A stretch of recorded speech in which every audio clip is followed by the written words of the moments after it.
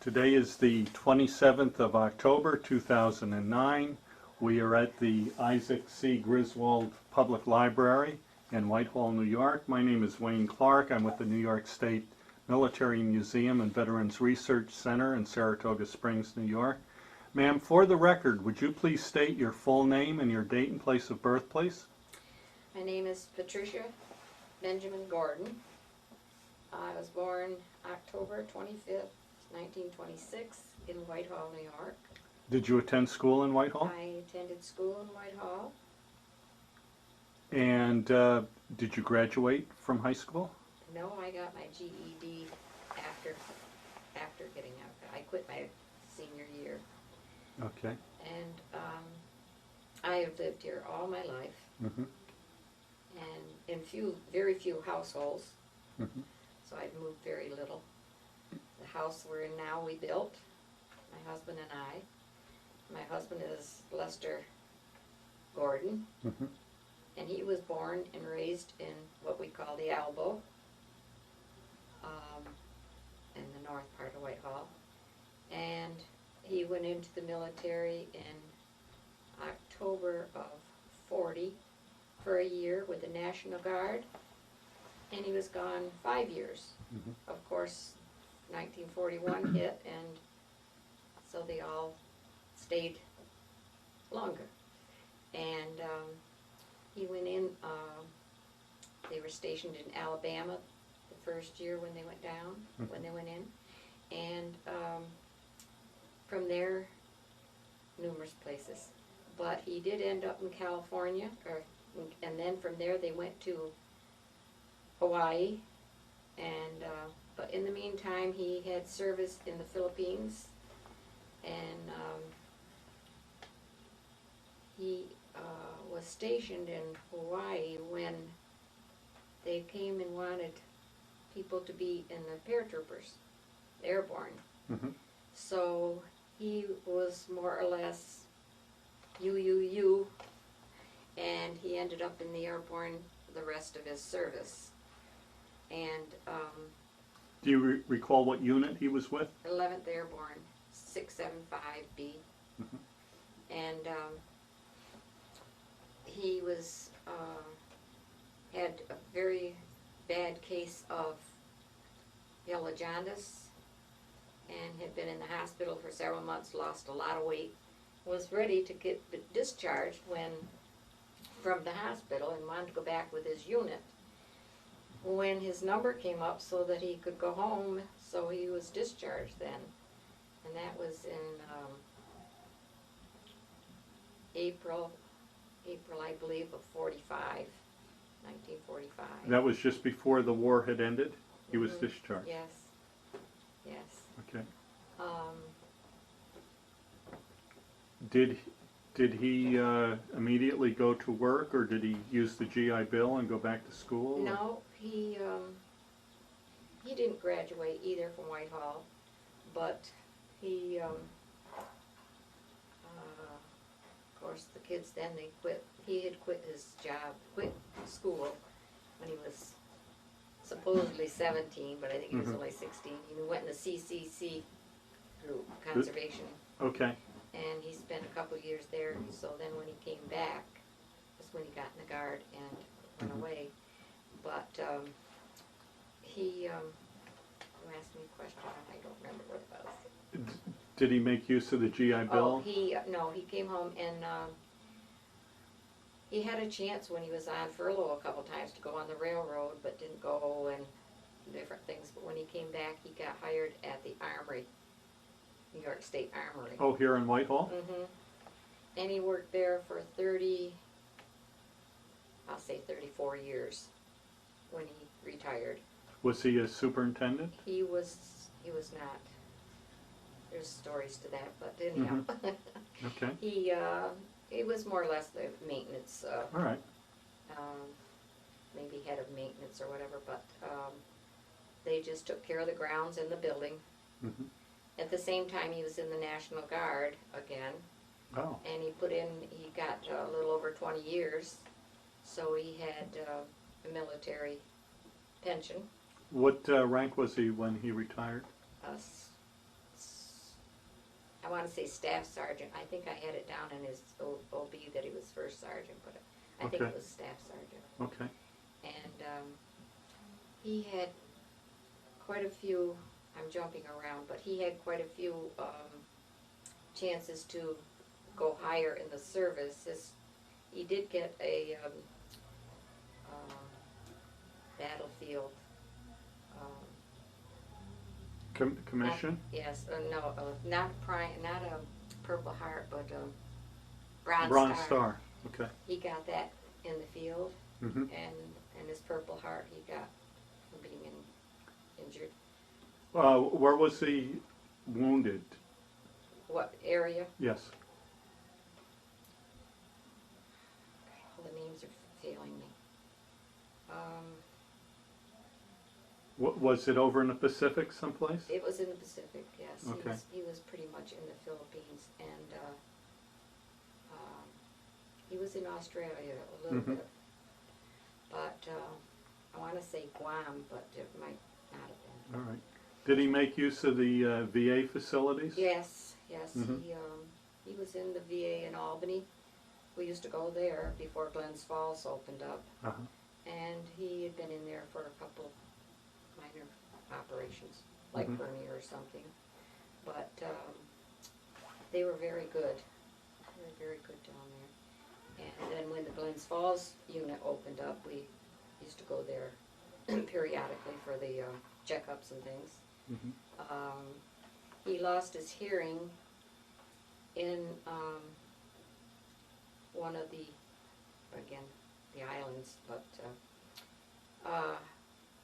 they were in a foxhole at night, and somebody slipped up because the Japs snuck right up on them, and he had a hand grenade go off on either side of his head, which deafened him, and the VA saw to that, and that's what got him some of his benefits or pension. Did he get a disability? He got disability. He was 50 or 60% at the end. Mhm. He also developed diabetes later, but they connected that or used that as part of his disability too. But Mhm. he had several different things, like this went to publication, I probably would get shot. But one of the officers wanted to go out on, what do they call it, a runner call or whatever, on duty with him. Uh-huh. And they went out looking one day. On a and, patrol? On patrol, yeah. And nobody wanted to take him, so my husband took him with him.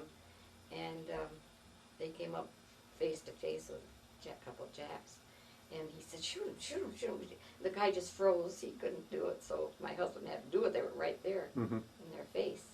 So, but he always kind of chuckled about that. But he said, the guy knew I told him. He said he'd probably shoot me.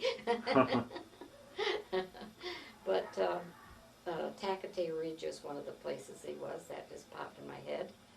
And there was quite a lot of activity there. And I can't repeat it. I'm just Mhm. am lost right now.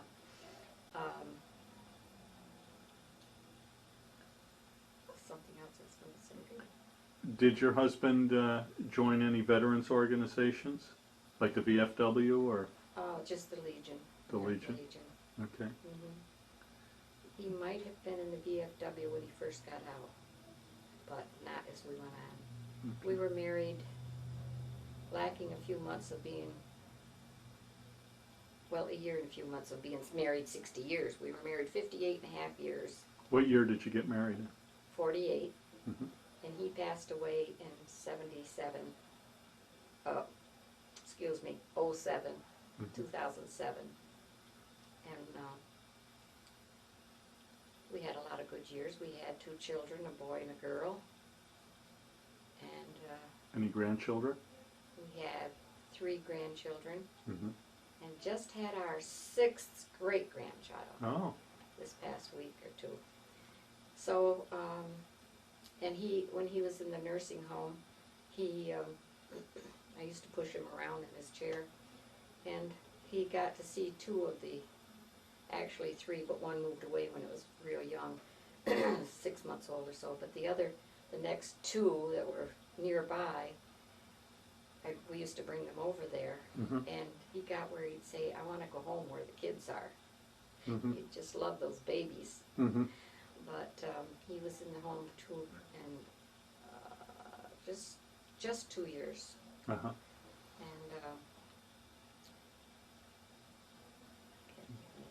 okay. Did he stay in contact with any of the guys he was in Yes. service with? Yes, he did. At one point, a fella got in touch with us about the airborne, and his name got into one of the static line or 11th Airborne paper, and so he had a letter from this fella in Louisiana, and he sent two pictures, one of himself and one of Les, which I have and couldn't find. Excuse me. That's all right, I'll stop. You were mentioning that you received a picture. Yes, we received a picture. He sent a picture of my husband and a picture of himself when they were in the service overseas. And we got back in touch with him. And another fellow from Pennsylvania made contact, and we started going to the 11th Airborne reunions. We went to 5 or 6 of them. And we were going to go to the one in Myrtle Beach, and I had reservations and everything. He says, I don't think I can make this one. So, and I can't remember what year that was, but I think he could have. I think he could have done it, but we got in touch, and there was quite a group that we'd see every other year they went, and I still kept in touch. Right now, I have just been out of touch, but a couple of them where we wrote to a lot. I used to package up the 11th Airborne papers and send them to one of the fellows who's an officer out at Las Vegas. And when he passed away, his daughter wrote a nice letter.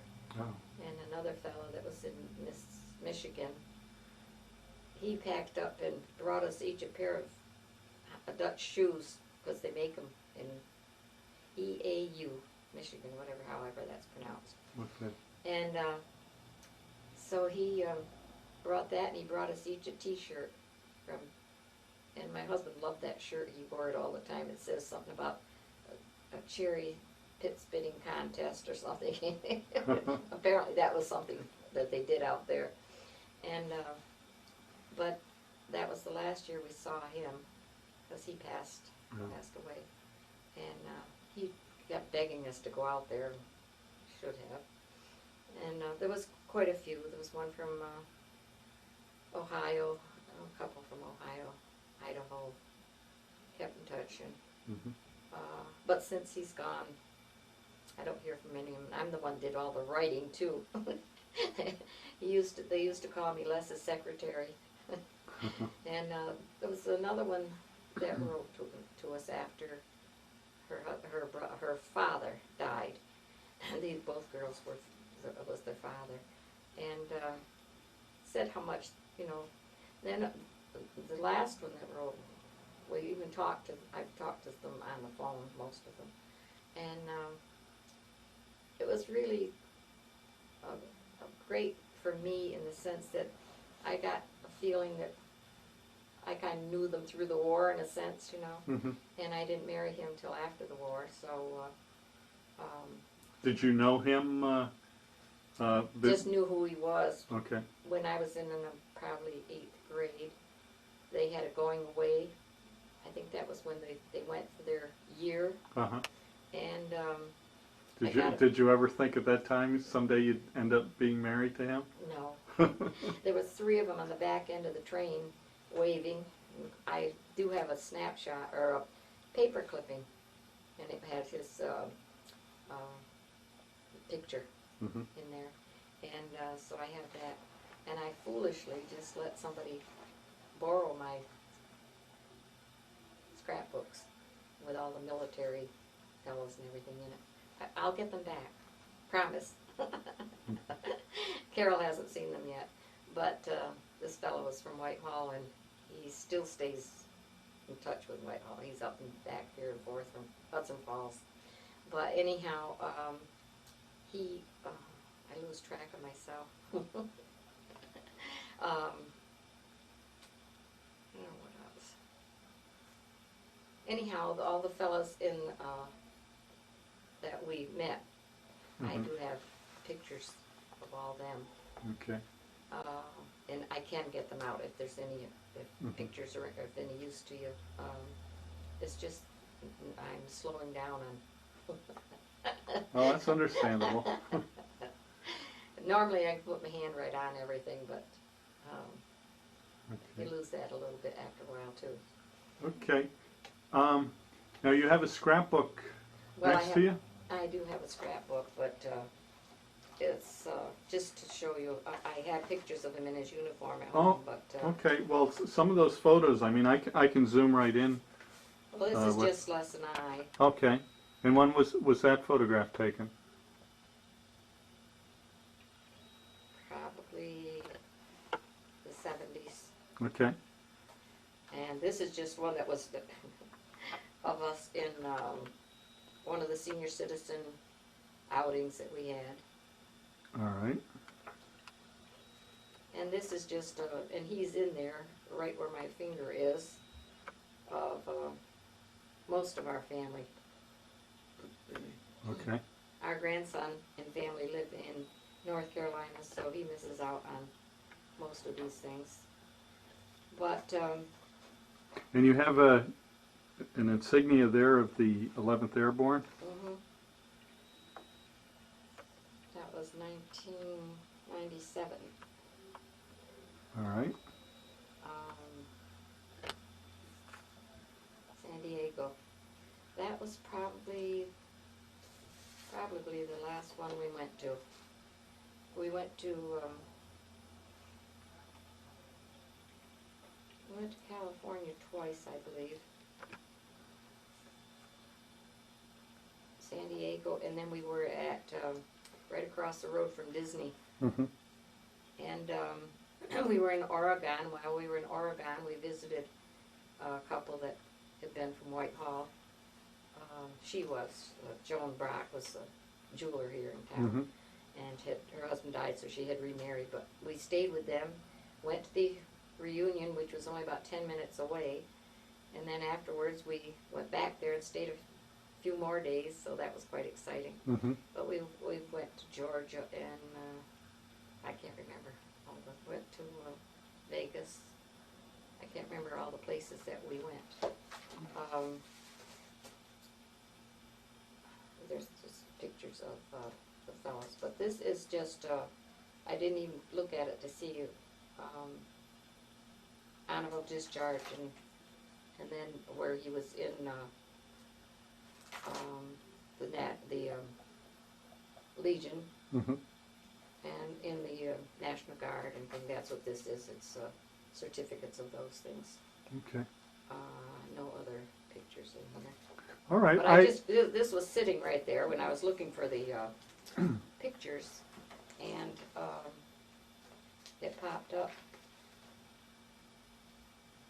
Well, this says Lester Gordon, 1st Sergeant, was born February 19th, 1920 in Whitehall.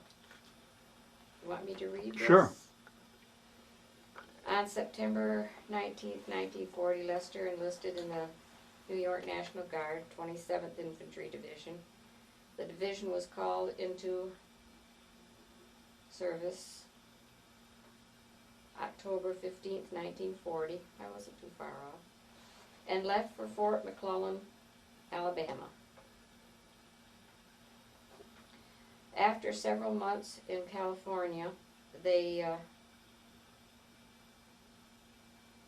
went to Hawaii. While in Hawaii, Lester was made 1st Sergeant and returned to the United States in a cadre. And the cadre went to Camp McClellan, that's what I'm going to call it, to help form a new division called 11th Airborne. They took glider and paratroop training. After training, they went to Camp Polk, Louisiana. To finish their training, they left from there for California and overseas. Les fought in New Guinea, Lady, Gulf.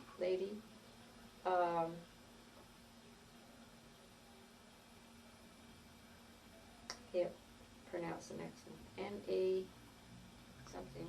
Is it Naugh. No, I should not have know. But anyhow, he went from there, and he was at Tacatay Ridge, and can I take time to put my glasses on? Sure. Then maybe I can read it a little clearer. It's my own writing. I'd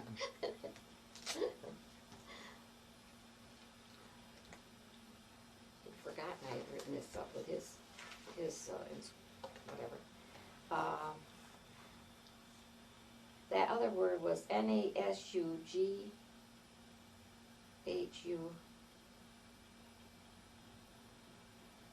Nasaga. Anyhow, Okay. and back to this is Manila, Lake Tae, T-A-A-E, Las Bonas, Fort McKinley, another one, I can't think out what that is, A-G-A-D-E-F-I-L-E.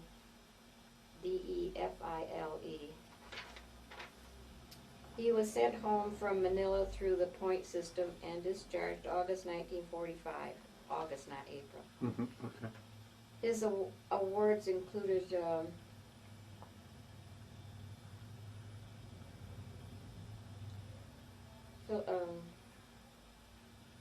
where did I say he was stationed? You mentioned the Purple Heart and the Bronze Star.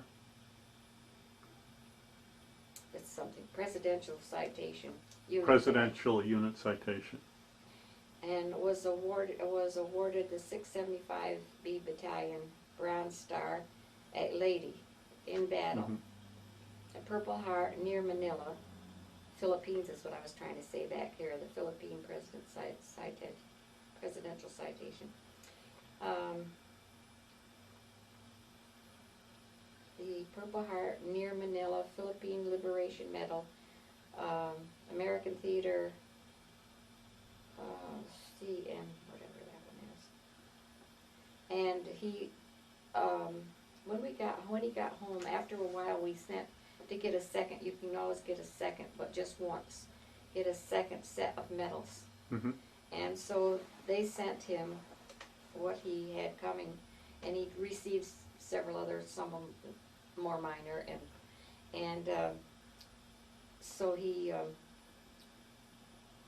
got one medal had 3 or 4 bronze stars on it, but that's not the bronze star that he got when Those are probably battle stars. Battle stars. And because the other one, the bronze star, was his very first medal. And then he finished his 20 years by serving with the National Guard, traveling mostly to and traveling to our 11th Airborne reunions. Okay. Let's see, this one can't tell me anything. This is just about the same thing. That gives us a little bit, that refreshes me a little bit too. Okay. I'd like to ask you some questions about you now. Do you recall where you were and what your reaction was when you heard about the attack on Pearl Harbor?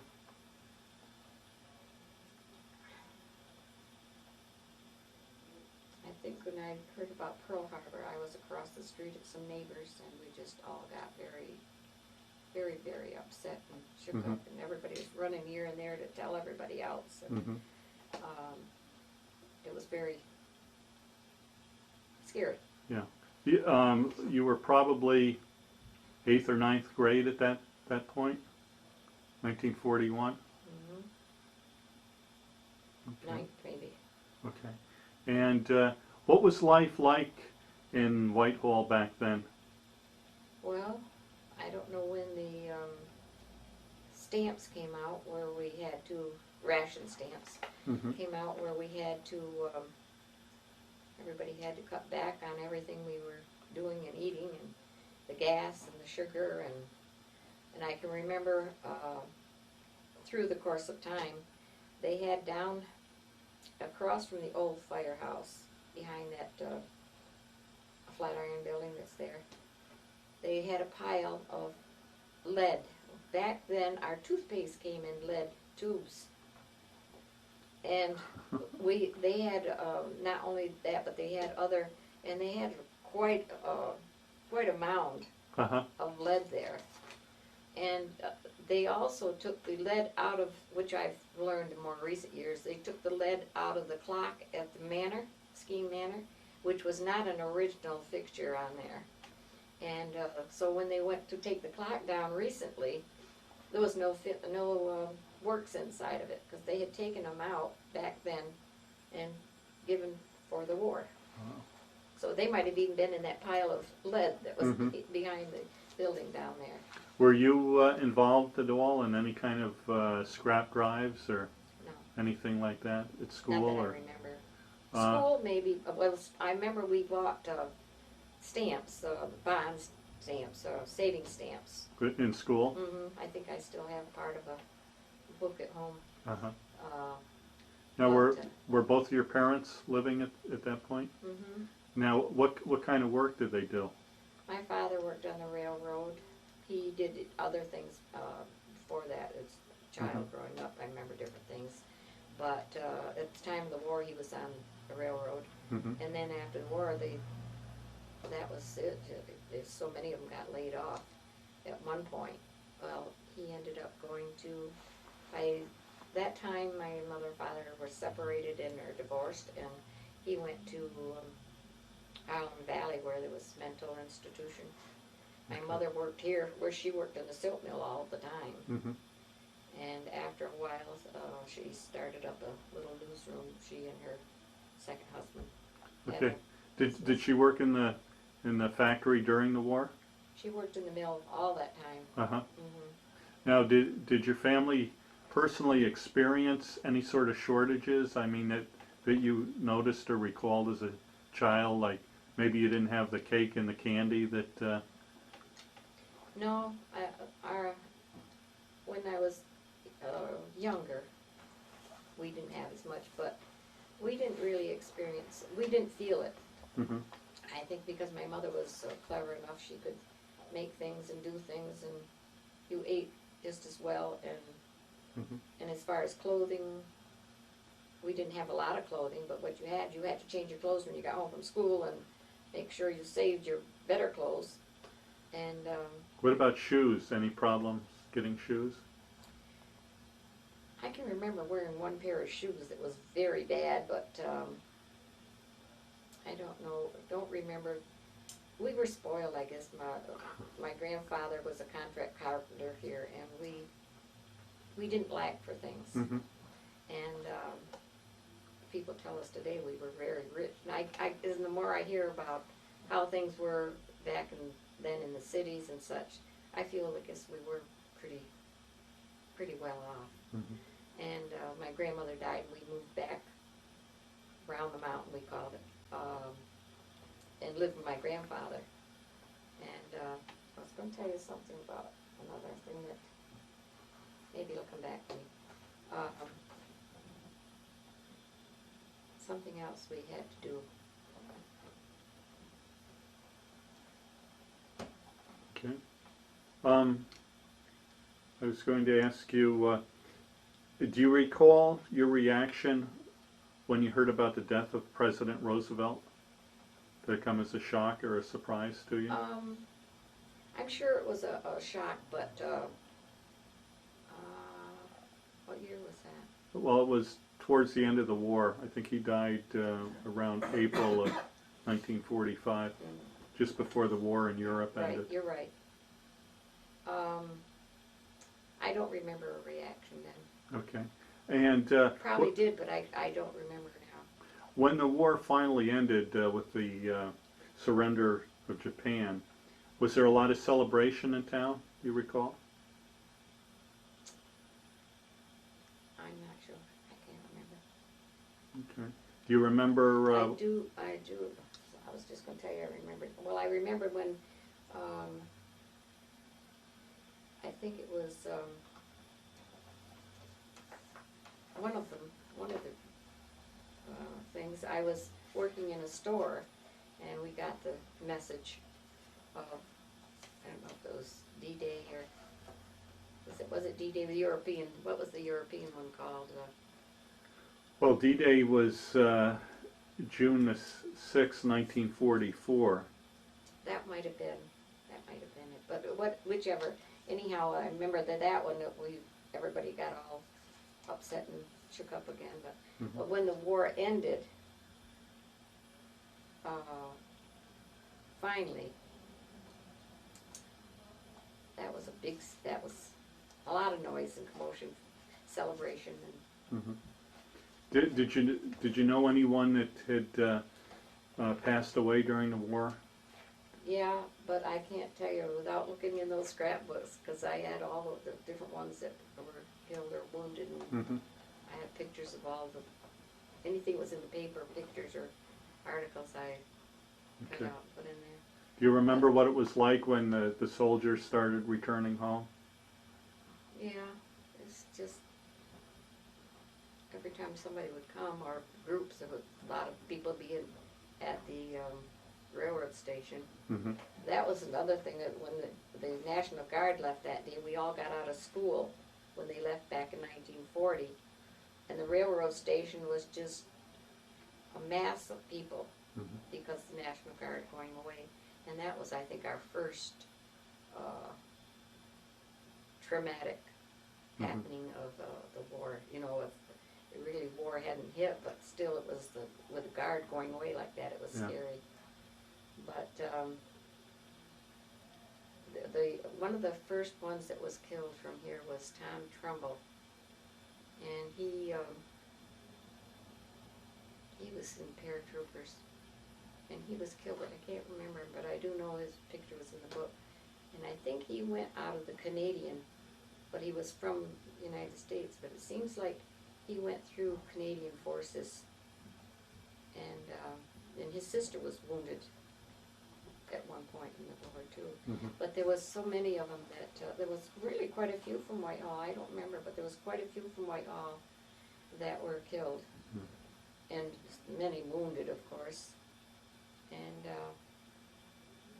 I was fortunate that neither one of my brothers, one brother was in India in the medics, and then he went on, he was over in either China or Japan, and the other brother was later, he was in like 55, and he was in the Air Force, but he didn't fly as far as flying a plane, but he was stationed over in England, near Liverpool. It was something Mount Helen, St. Helen or something like that, and then he went to Germany, was stationed in Germany for a while, but neither one of them actually got into fighting there, which was wonderful. And my father didn't go in the First World War, he was a little too young, so we were fortunate there. And my son didn't have to go in because of, he came along afterwards, you know, so he just, we've been very fortunate, our family. Very fortunate. And it was kind of traumatic when my older brother had to go.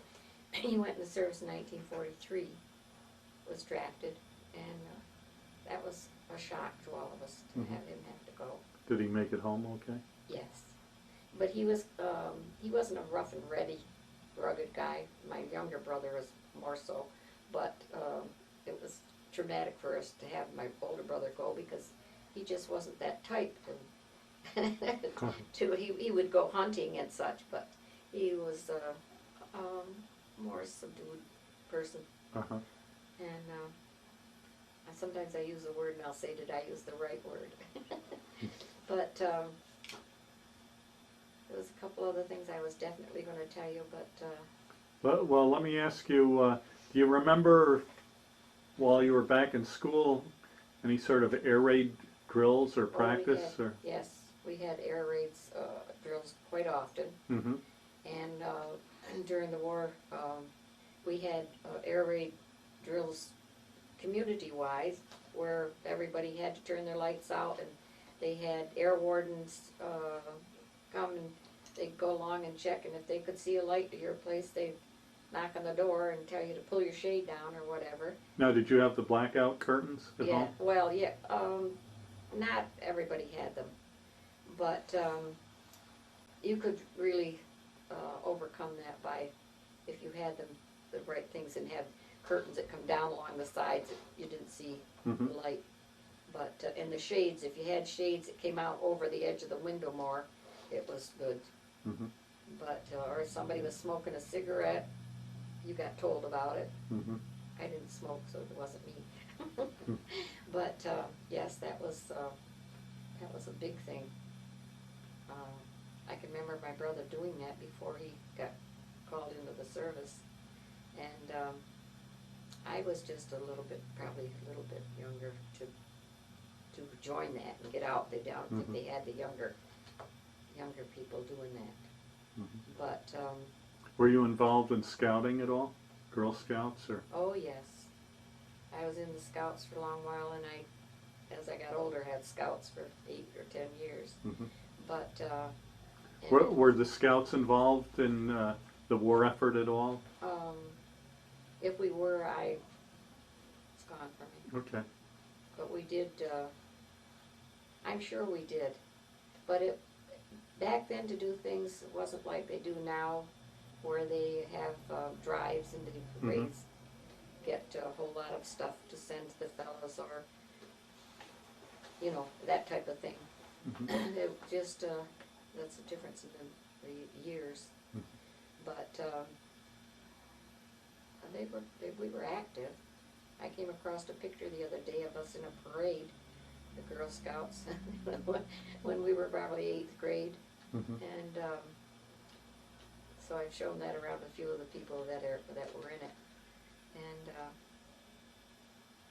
which I am enjoying doing. And this isn't connected to the war, but I'm enjoying digging out pictures and sending them to families because my kids won't care about them. So I'm sending them to the families of the people they are, and I've had a lot of comments back about that. That it's been fun. But I have pictures galore, and if at some point you would want to see any of the pictures. And Okay. Were there any questions you wanted to ask? Not that I can think of. What are all the things you're involved in today? you want me to name them? Yeah. Today I'm involved with the Order of the Eastern Star, which is an old organization, and the Skiing Manor, the castle, the manor on the hill. I don't do a lot of work there, although I have done some. I was one of the first ones that was up there helping clean brush away, and I was one of the, out of 10 women were there, and they were trying to get painted. And there was staging there to get up to the ceiling, and nobody would get up there, so I was up on the staging, painting the upper half of what is now the tea room. And I have been up and done dishes, but I do other things like, Senior citizens? but with Manor I do other things that, like if they have drawings or anything, selling coupons and helping made soups until they stopped us from making it and bringing it up there. But I made soup for the tea room, cakes and so on.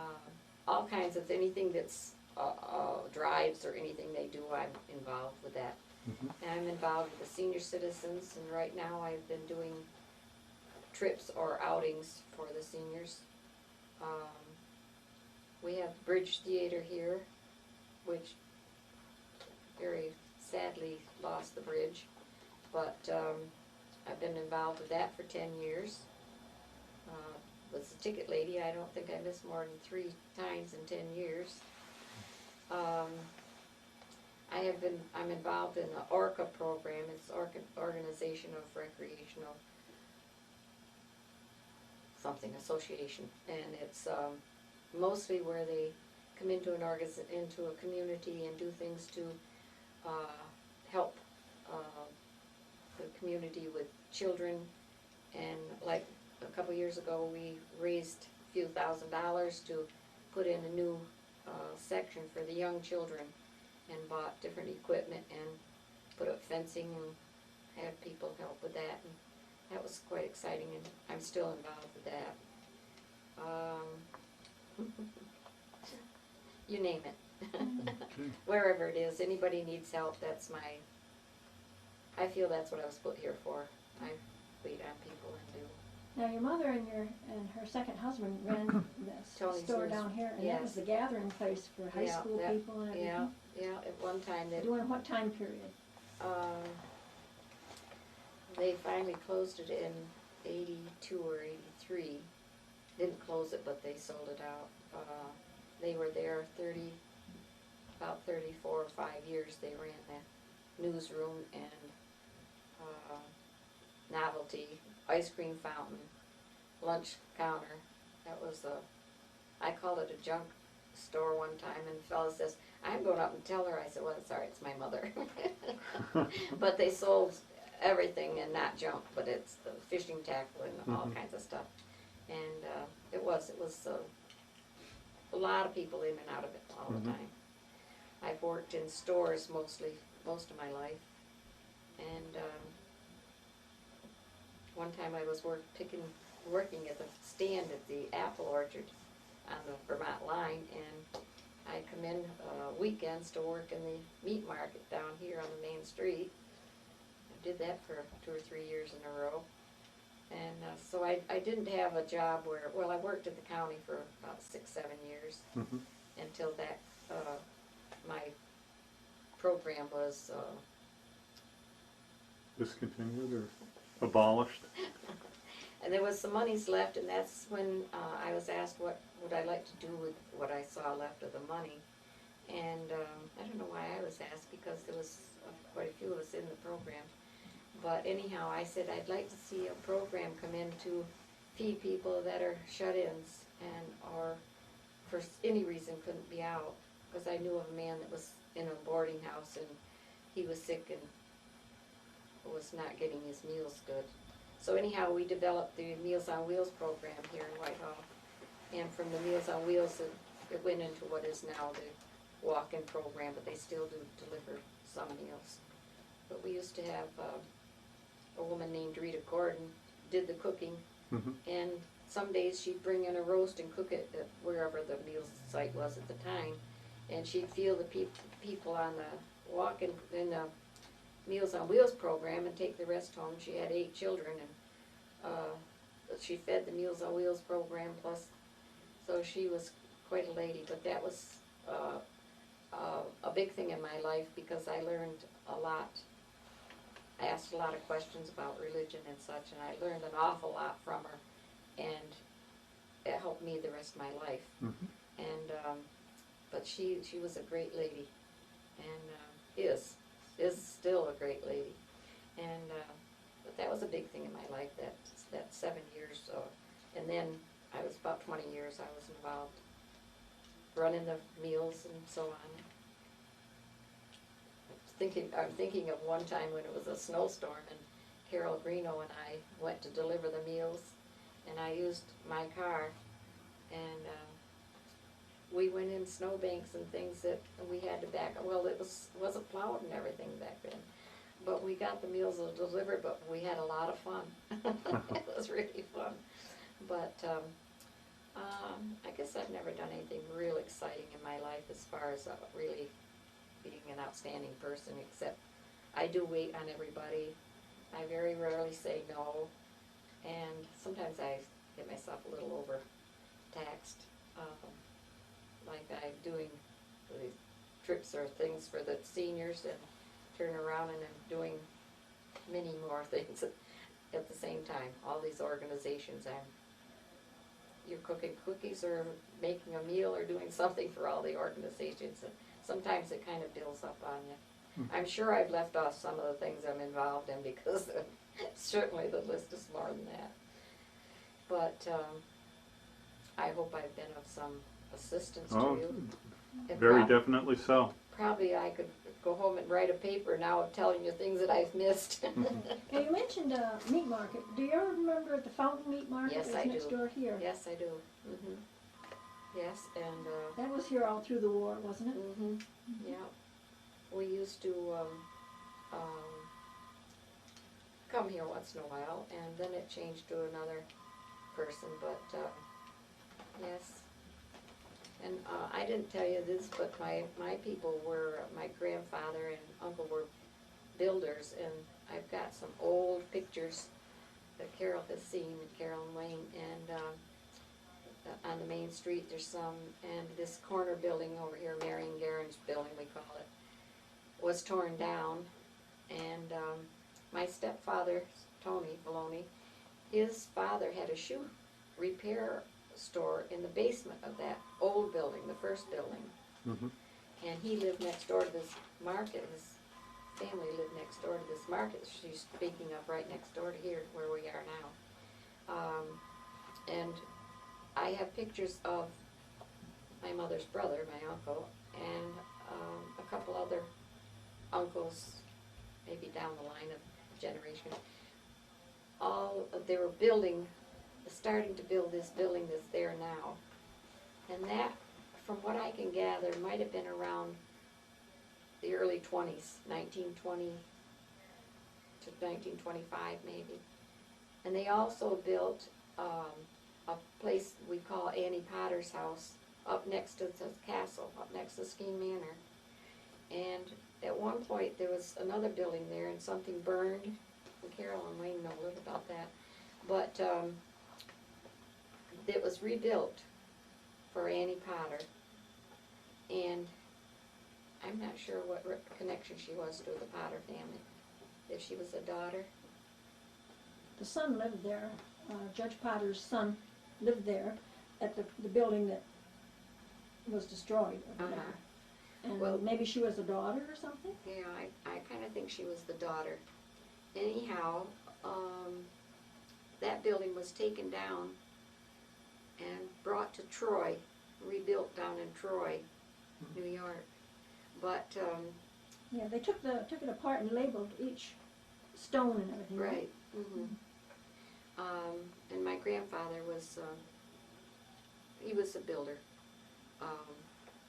Before my uncle followed in his footsteps, he built what is called the Chateau something Rose, Ash Rose or something over in North Granville. It was the Chateau something. And anyhow, he built that about the turn of the century, from beginning of the 20th century. And that was built for Lord of Lord and Taylor in New York. But they were, Lord lived in Rutland, I think, at that time.